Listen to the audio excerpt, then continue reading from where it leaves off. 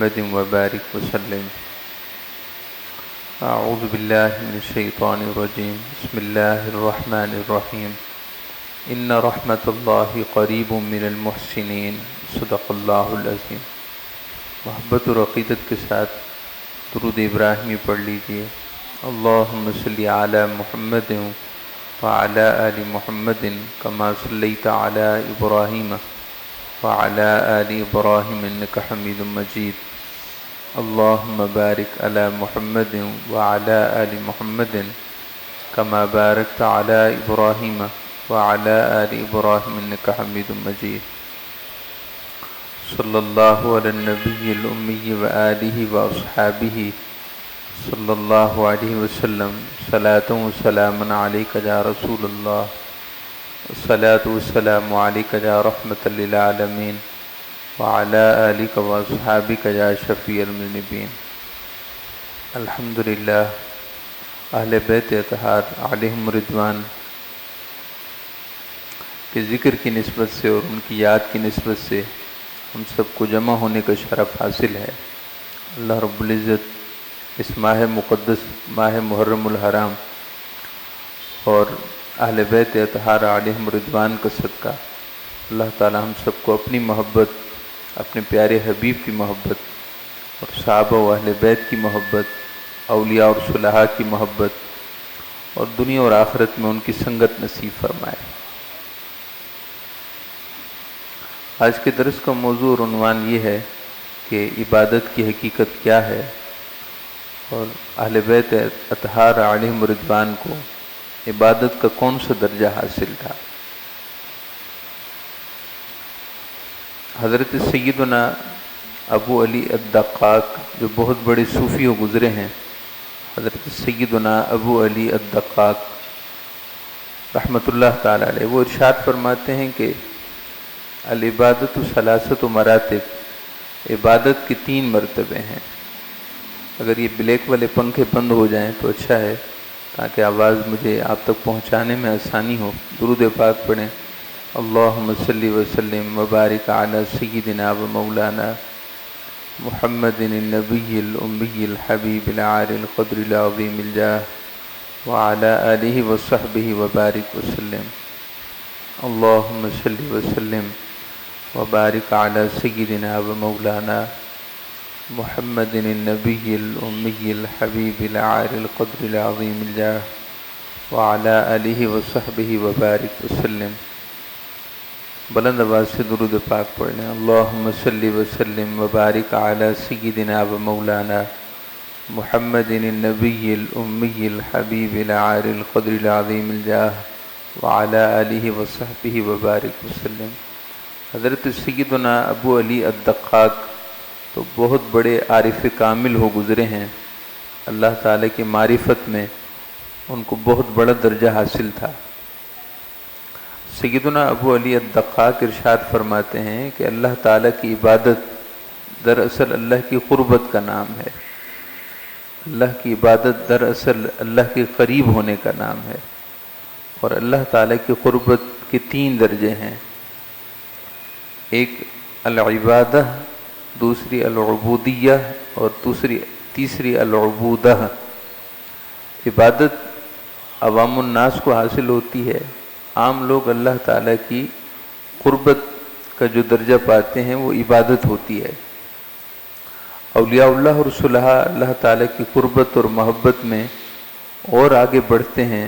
اللہ کی محبت اور قربت زیادہ غالب ہوتی ہے، حتیٰ کہ وہ اس سے اونچا درجہ حاصل کر لیتے ہیں اور اس کو عبودیت کہتے ہیں.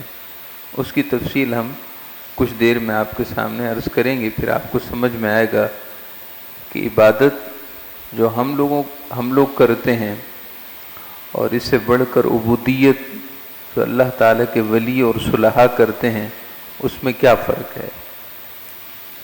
تو عبادت سے بڑھ کر عبودیت ہے، اور عبودیت سے بڑھ کر اللہ تعالیٰ کے ان ولیوں کو جو اللہ تعالیٰ کا کامل عرفان رکھتے ہیں، جو عارف کامل ہوتے ہیں، عام اولیاء نہیں بلکہ اکابر اولیاء، جن کو عرفان کی خاص منزل اور خاص درجہ حاصل ہوتا ہے، وہ عبادت سے بڑھ کر، عبودیت سے بڑھ کر عبودت کا درجہ پاتے ہیں۔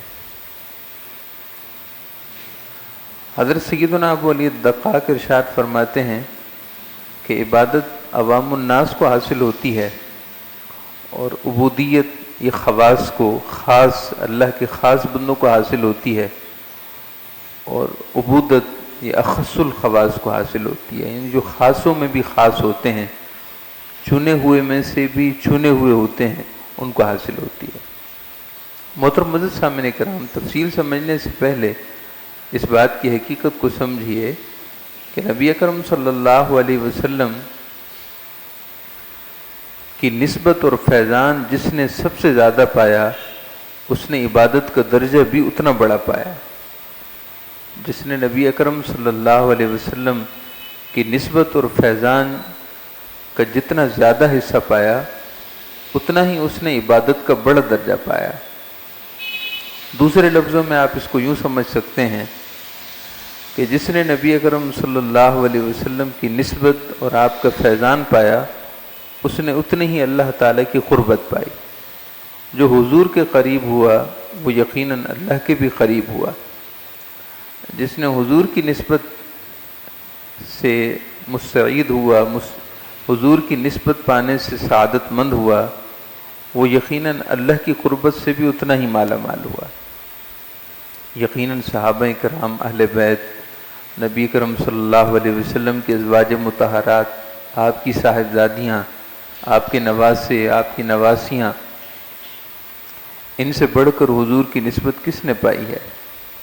انہوں نے حضور کی ظاہری صحبت بھی پائی، حضور کی باطنی صحبت بھی پائی، نبی کرم صلی اللہ علیہ وسلم کی ظاہری توجہات بھی انہوں نے پائی، حاصل کی، اور آپ صلی اللہ علیہ وسلم کی باطنی توجہات بھی انہیں حاصل ہوئی۔ سو یہ اللہ کے بھی بہت قریب تھے، لہذا ان کی عبادت عام عبادت نہیں ہوتی تھی، ان کی عبادت عبودیت بھی نہیں ہوتی تھی، بلکہ ان کی عبادت کامل و مکمل طریقے پر عبودت یعنی عبادت کے سب سے اونچے درجے پر تھی۔ عبادت کسے کہتے ہیں؟ عبادت کہتے ہیں خوف اور رجا کے ساتھ اللہ تعالیٰ کی بندگی اختیار کی جائے، خوف اور رجا کے زاویے میں، تو وہ عبادت ہوتی ہے۔ مثلا میں نماز اس لیے پڑھتا ہوں کہ اللہ رب العزت مجھے جنت عطا کر دے اور دوزخ سے بچا لے، تو جنت کی طلب ہے، اللہ کی نعمتوں، اللہ تعالیٰ کی نعمتوں بری جنت کی طلب ہے، جنت کی نعمتوں کی طلب ہے، اس کی امید ہے، اس کی خواہش ہے۔ اور اللہ تعالیٰ کے عذاب دوزخ سے اپنے آپ کو ہم بچانا چاہتے ہیں کہ اللہ اپنے عذاب سے بچا لے، عقاب سے بچا لے، عتاب سے بچا لے، گناہوں پر پکڑ نہ ہو جائے، گناہوں پر گرفت نہ ہو جائے، اللہ تعالیٰ نار دوزخ سے بچا لے۔ تو اس زاویے میں جو ہماری اطاعت ہے اور بندگی ہے، یہ عبادت ہے۔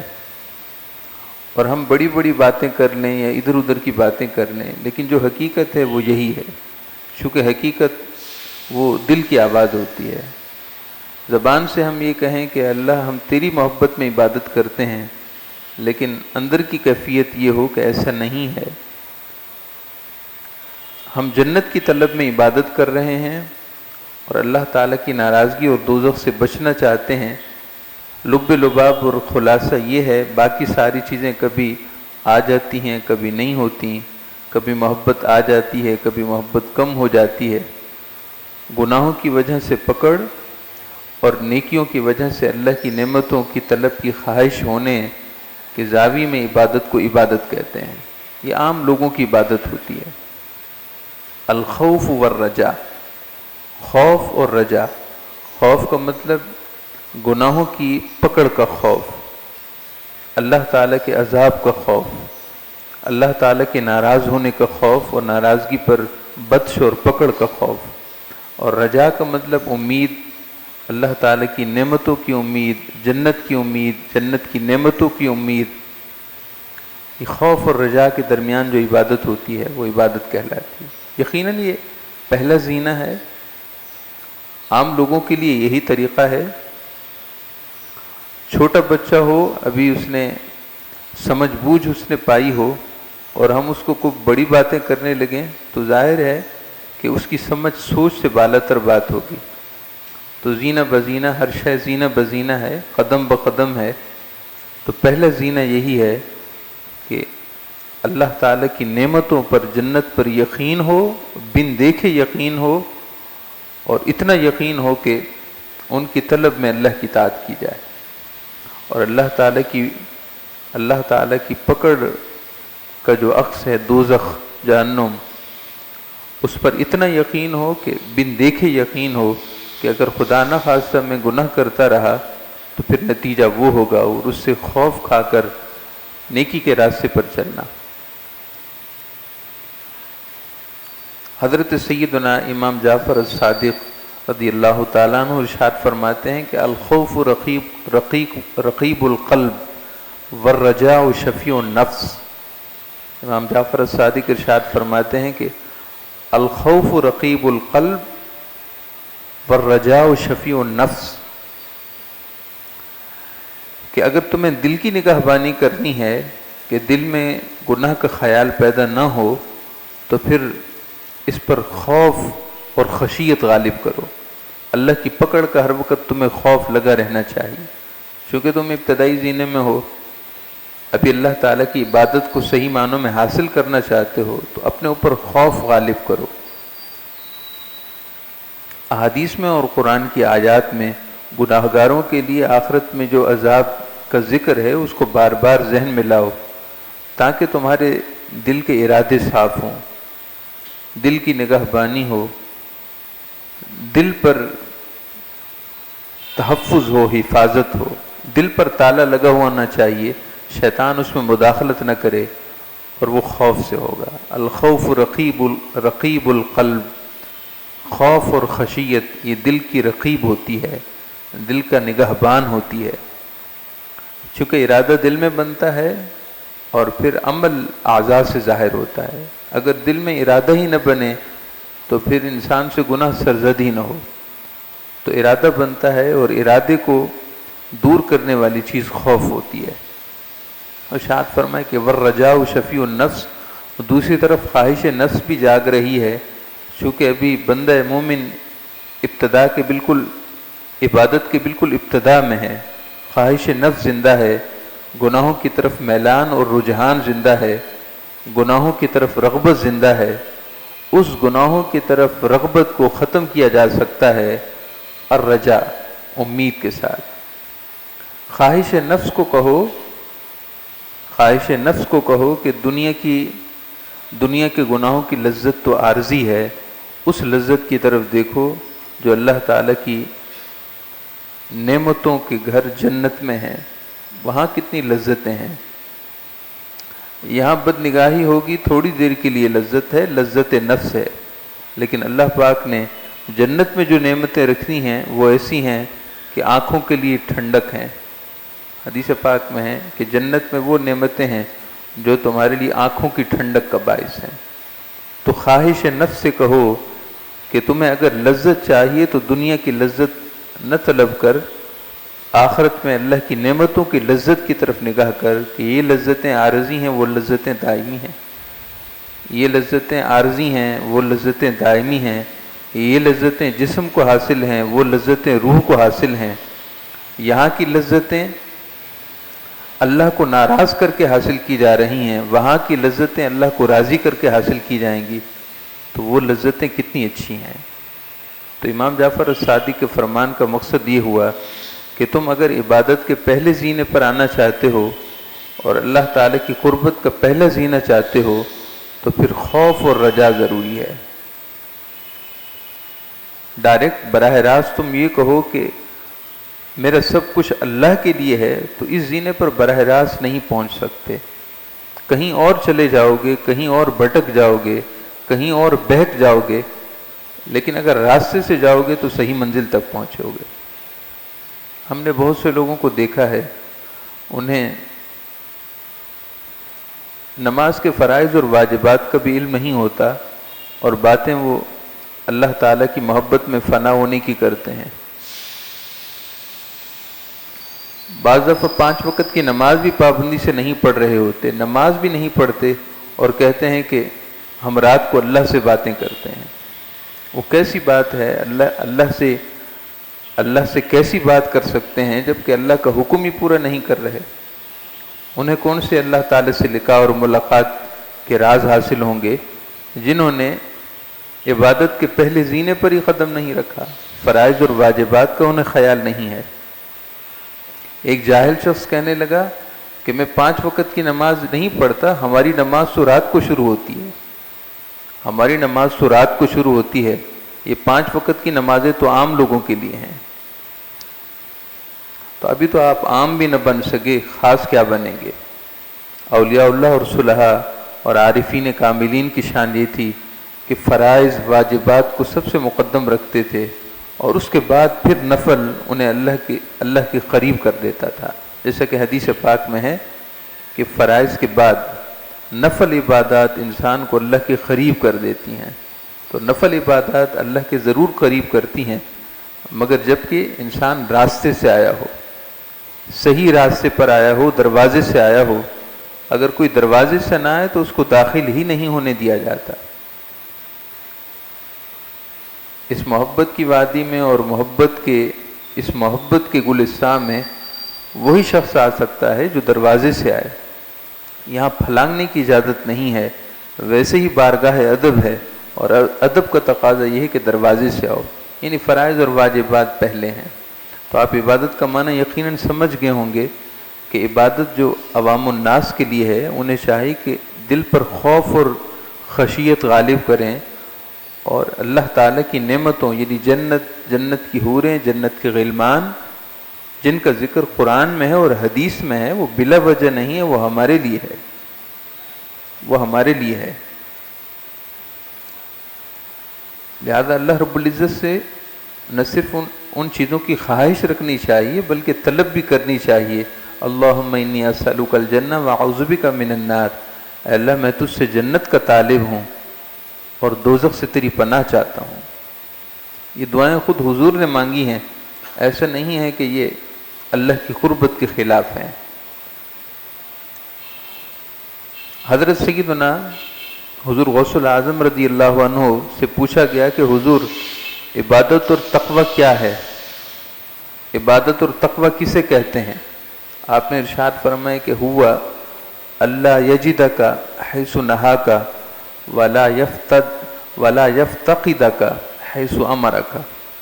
آپ نے ارشاد فرمایا کہ اللہ کی عبادت یہ ہے، پہلے درجے میں اللہ کی عبادت یہ ہے کہ جہاں سے اللہ نے تمہیں روکا ہے وہاں تمہیں اللہ موجود نہ پائے، جس جگہ جانے سے تمہیں اللہ نے روکا ہے اللہ تمہیں وہاں موجود نہ پائے، اور جہاں اللہ تعالی نے تمہیں حاضر رہنے کا حکم دیا ہے وہاں تمہیں غیر موجود نہ پائے۔ یعنی اللہ رب العزت تمہیں جہاں دیکھنا چاہتا ہے وہیں موجود رہو، اور جہاں اللہ تمہیں نہیں دیکھنا چاہتا وہاں موجود نہ رہو، یہ عبادت ہے۔ یعنی انسان اپنے قول میں، فعل میں، عمل میں، اپنی گفتار سے، اپنے عمل سے، اپنے رویے سے، مسجد میں ہو، مسجد سے باہر ہو، بس ہر وقت اس کے ذہن میں یہ رہے کہ اللہ کا حکم کیا ہے، اللہ اور اس کے رسول کا حکم کیا ہے، شریعت کیا کہتی ہے، دین کیا کہتا ہے، بس جو دین کہے اس کے مطابق کرتا رہے۔ دین کہے کہ کرو تو کرے، دین کہے کہ نہ کرو تو نہ کرے، یہ عبادت ہے، یہ عبادت ہے، اور یہ عبادت کا پہلا درجہ ہے۔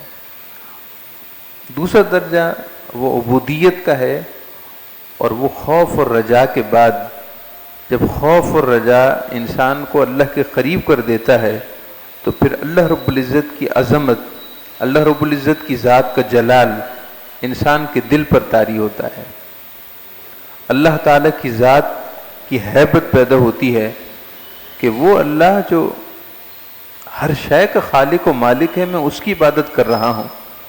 اس بات کو آپ تھوڑا سمجھیے گا، اور جو تھوڑا سنجیدہ ہیں وہ خاص توجہ کریں۔ یعنی جب ہم عبادت کریں، اللہ تعالیٰ کی طاعت اور بندگی کی وادی میں داخل ہوں، تو پھر جنت اور دوزخ خوف اور رجا، اس کے بعد اس کے ہوتے ہوئے اس کے بعد پھر اللہ تعالیٰ کی ذات کی عظمت و جلال پیدا ہو۔ وہ اللہ جو ظاہر و باطن کو جاننے والا ہے، وہ اللہ جو میرے دل کی نیت اور ارادے سے واقف ہے، وہ اللہ جو میری خلوص نیت سے واقف ہے، وہ اللہ جو میرے صرف ظاہر کو نہیں باطن کو دیکھ رہا ہے، وہ اللہ جس نے مجھے عدم سے وجود دیا ہے، وہ اللہ جس نے مجھے وجود دیا اور انسانی شکل میں وجود دیا ہے، مجھ پر بے شمار اور بے حساب نعمتیں کی، حالانکہ میں نے تو اللہ سے کچھ طلب نہیں کیا تھا۔ وہ عظمت و جلال والا، وہ کریم، وہ مالک، وہ آقا، کتنا اس کا کرم ہے کہ اس نے اپنی بارگاہ میں مجھے حاضری کا موقع دیا ہے، اپنی بارگاہ میں عبادت کے لیے مجھے اجازت دے دی ہے۔ وہ عظیم ذات کہاں میں اور کہاں وہ ذات کہ جس کی عبادت کی جا رہی ہے، اور کہاں میری حیثیت کہ میں اس کی عبادت کے لیے حاضر ہوں۔ اس سے ہیبت اور حیا پیدا ہوتی ہے۔ حیا کا مطلب لحاظ۔ اولیاء اللہ اور صلحاء جب متوسط درجے میں ہوتے ہیں، یعنی انہیں اللہ تعالیٰ کی ولایت حاصل ہوتی ہے، تو وہ ان کے دلوں پر اللہ کی ذات کی ہیبت، اللہ تعالیٰ کی ذات کا جلال، اللہ تعالیٰ کی ذات کا لحاظ طاری ہوتا ہے۔ لہذا ساری توجہ اللہ کی طرف اس زاویے میں ہوتی ہے کہ کہاں میں اور کہاں وہ، کہاں اس کی بلند و بالا شان اور کہاں مجھ جیسا عاجز اور ناقص۔ اسی وجہ سے ایک بزرگ فرماتے ہیں کہ عبودیت کا معنی ہے کہ القیام بادب الربوبیہ ما شہودی ضعف البشریہ۔ الفاظ بڑے قابل توجہ ہیں۔ اللہ کے ولیوں کی عبادت کیسی ہوتی ہے؟ عارفین کی نہیں، بلکہ اس سے کم جو اللہ کے اولیاء ہیں ان کی عبادت۔ فرماتے ہیں کہ اللہ کے ولیوں کی عبادت اس طرح ہوتی ہے، القیام بادب الربوبیہ، کہ اللہ تعالیٰ کی ربوبیت کا ادب کیے ہوئے ہوتے ہیں، مع شہودی ضعف البشریہ، دوسری طرف انہیں اپنی کمزوریاں اور اپنے نقص بھی نظر آ رہے ہوتے ہیں۔ کہاں وہ رب العالمین کی بارگاہ ربوبیت اور کہاں مجھ جیسا ناقص، ناتواں اور کمزور انسان۔ کہاں وہ عظیم مقدس ذات جو ہر عیب سے پاک ہے، ہر نقص سے پاک ہے، جس کی شان سبحان ہے، اور کہاں مجھ جیسا بندہ جس کے دماغ میں ہر وقت خیالات کی ایک ہلچل ہے، ہر وقت گناہوں اور نیکیوں کے درمیان میں ادھر سے ادھر دھکیلا جاتا ہوں۔ کہاں میں اور کہاں وہ بارگاہ قدس۔ تو اس کیفیت کی وجہ سے جو اللہ تعالیٰ کی ذات کا ایک لحاظ اور ہیبت اور جلال پیدا ہوتی ہے، اس میں جو عبادت ہوتی ہے اور اس میں جو قرب ملتا ہے، وہ عبودیت کا قرب ہوتا ہے، اور جمیع اولیاء اور صلحاء کو یہ درجہ حاصل ہوتا ہے۔ حضرت سیدنا یعقوب قاری رحمۃ اللہ تعالی علیہ نماز پڑھ رہے تھے، اور آپ نے اپنے کندھوں پر ایک چادر ڈال رکھی تھی۔ ایک چور آیا اور اس نے آپ کو نماز پڑھتے ہوئے دیکھا تو موقع غنیمت جانا، آپ کے کندھوں سے وہ چادر اتاری اور بھاگنے لگا۔ لوگوں نے اس کو پکڑ لیا اور اس کو سمجھایا کہ دوسروں کی چوری کرتے ہو تو وہ تو ایک علیحدہ بات ہے، تم اللہ کے ولی کی چادر چرا کر لے جا رہے ہو، یہ اللہ کے ولی ہیں، تم پر نحوست پڑے گی، گناہ اپنی جگہ ہے، نحوست ہوگی، محرومی قسمت ہو جاؤ گے، شقی ہو جاؤ گے، اللہ تعالیٰ کے ولی کی چادر نہ چراؤ، واپس کر دو۔ چنانچہ اس نے آ کر وہ چادر دوبارہ آپ کے جسم پر اڑا دی اور چلا گیا۔ سیدنا یعقوب قاری رحمۃ اللہ تعالی علیہ ابھی تک نماز میں تھے، نماز سے فارغ ہوئے تو لوگوں نے آپ کو بتایا کہ جب آپ نماز میں تھے تو ایک چور آپ کی چادر کھینچ کر لے جا رہا تھا، ہم نے اس کو منع کیا اور سمجھایا۔ آپ نے فرمایا اللہ کی قسم، نہ مجھے چادر کے اپنے جسم سے اترنے کا پتہ ہے، نہ واپس پلٹنے کا پتہ ہے، مجھے معلوم نہیں کہ کیا ہوا، یہ تم بتا رہے ہو، مجھے خبر نہیں کہ چادر کسی نے اٹھائی ہے یا رکھی ہے۔ یہ عبودیت ہوتی ہے۔ اللہ رب العزت کی بارگاہ میں حاضر ہیں تو اس کی ہیبت اور جلال ظاہر اور باطن پر ایسی طاری ہے کہ دائیں کیا ہوا بائیں کیا ہوا کچھ خبر نہیں، دائیں کیا ہوا بائیں کیا ہوا کچھ خبر نہیں۔ یہی وجہ تھی کہ اولیاء اللہ اور صلحاء پر جب ہیبت اور جلال الہی طاری ہوتا تھا اور وہ اللہ تعالیٰ کی عبادت میں مستغرق ہوتے تھے تو ایک سجدے میں رات گزر جاتی اور انہیں یوں لگتا کہ سجدہ ایک لمحے کے لیے کیا ہے اور رات گزر گئی، یعنی انہیں محسوس ہی نہ ہوتا کہ اتنا طویل سجدہ ہوا ہے۔ وہ تو سمجھتے کہ شاید رات جلدی گزری ہے، حالانکہ رات جلدی نہیں گزری ہوتی، بلکہ اللہ تعالیٰ کی ہیبت اس طرح طاری ہوتی کہ اب وہ اپنے ظاہر اور باطن سے بالکل علیحدہ ہو جاتے۔ محترم معزز سامعین کرام، یہ شان عبودیت ہوتی ہے جب اللہ تعالیٰ کی ذات کی ہیبت اور اللہ تعالیٰ کی ذات کا لحاظ انسان پر طاری ہوتا ہے کہ وہ کتنی عظیم ذات ہے، عظمت و جلال کا مالک، آسمانوں اور زمینوں کو ایک لمحے میں پیدا کرنے والا، سارا نظام قدرت اسی کے دست قدرت میں، سب کی بولیاں وہ جانتا ہے، سب کی بولیاں سمجھتا ہے، کوئی زبان سے بولے یا کوئی زبان حال سے بولے یا زبان کال سے بولے، سب کی بولیاں سنتا ہے، سب مل کر بولیں یا الگ الگ بولیں وہ سب کی سنتا ہے، اور ہر ایک شے کو وہ عالم جمادات سے ہو، عالم نباتات سے ہو، عالم حیوانات سے ہو، عالم سماوی سے ہو یا عالم ارضی سے ہو، ذرے ذرے کو وہ اس کی ضرورت کی ہر چیز مہیا کر رہا ہے۔ کتنی شان والا رب ہے، کتنی شان والا مالک ہے۔ میری کیا اوقات کہ میں اس کے سامنے حاضر ہوں تو دم بخود ہو کر بندہ رہ جاتا ہے، بعض دفعہ تو سانس کی ہلچل بھی محسوس نہیں ہوتی۔ یہ اولیاء اللہ اور صلحاء کی شان اس وقت ہوتی ہے جب ان پر ہیبت طاری ہوتی ہے۔ اور پھر شان عبودت تو بہت بڑا درجہ ہے جو الحب والفنا کا درجہ ہے، اللہ تعالیٰ کی ذات میں محبت میں فنائیت کا درجہ ہے۔ یقیناً صحابہ کرام اور اہل بیت کو یہ درجہ اپنی اپنی شانوں کے مطابق حاصل تھا۔ ان کے جسموں سے تیر آر پار ہو جایا کرتے تھے، مگر مجال ہے کہ انہیں خبر ہو۔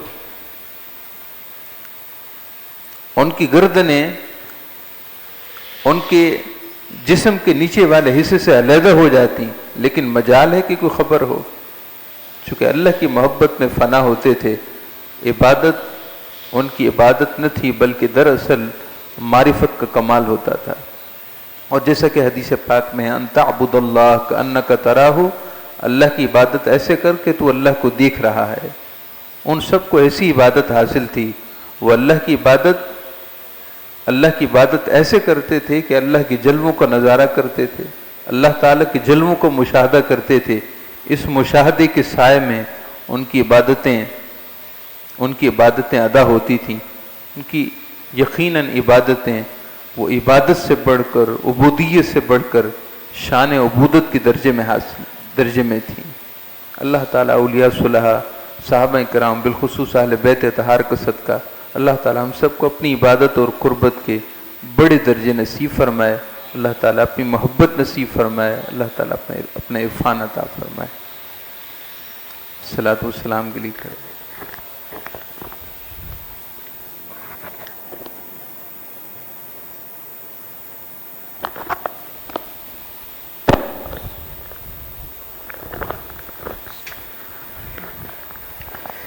فرشتوں کی سلامی دینے والے